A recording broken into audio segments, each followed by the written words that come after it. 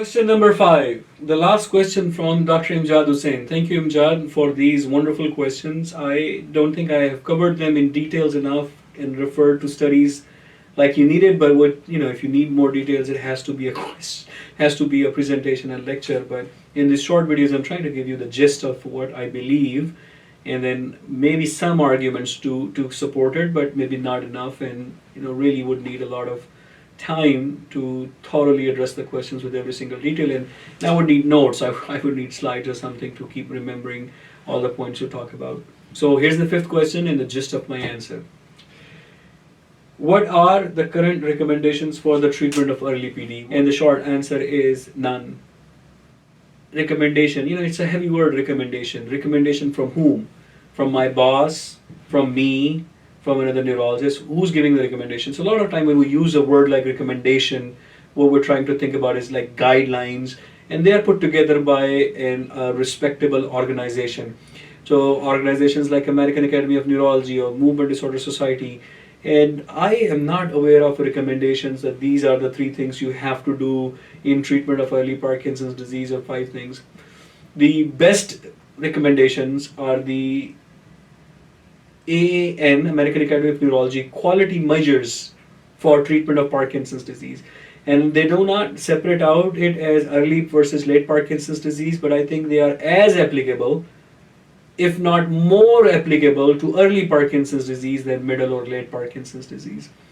So recommendation of treatment, and of course you were probably expecting me to tell you, okay, use levodopa 150 milligram twice a day or something like that, or dopamine agonist this like that or that. The AAN quality measures so beautifully address the important questions in Parkinson's disease, which has nothing to do with medications. That's one of the mistakes we make. So there are 10 quality measures in AAN, and then there is a modification or update on the AAN quality measures that came out 3 years later, I believe in 2018, the original being 2015, which changed around some things and is now 11.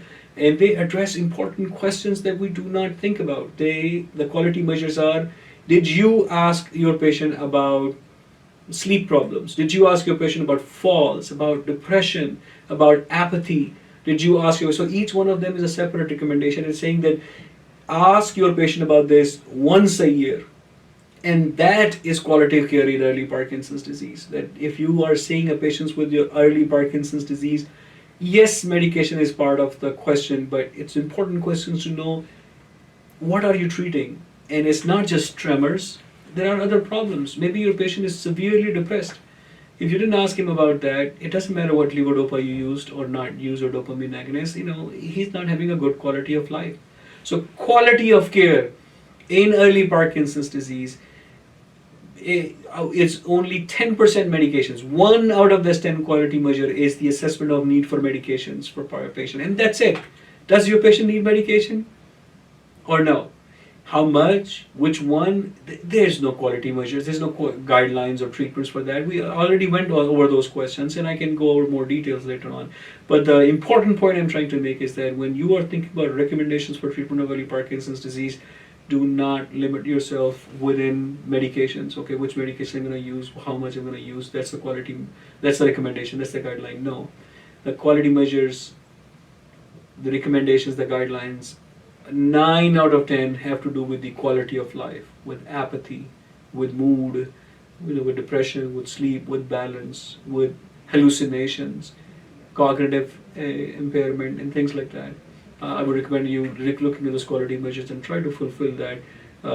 As my performance in practice improvement, when I became a neurologist for the first 3 years, I actually tried to implement a template in my note that reminds me to ask all those important questions in quality measures from my patient and then address them appropriately. So I urge you to do that. I think templates are very useful. They're like checklists. So that would make it easy for you to not miss something and not forget something and just ask. So the questionnaires, the screening questionnaires, the templates are useful for that regards. I wish you the best of luck for treating your Parkinson's disease patient and congratulate you, Dr. Imjad, although this video is for everyone, for completing a mini fellowship in movement disorders. I think you will do great for your patients in being so thoughtful.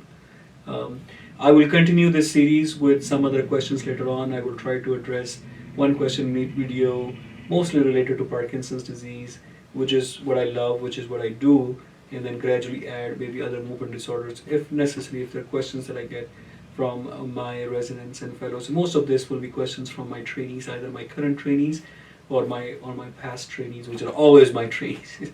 Well, maybe they could become better than me at some point, and hopefully they do. But I will always think of them as part of my group.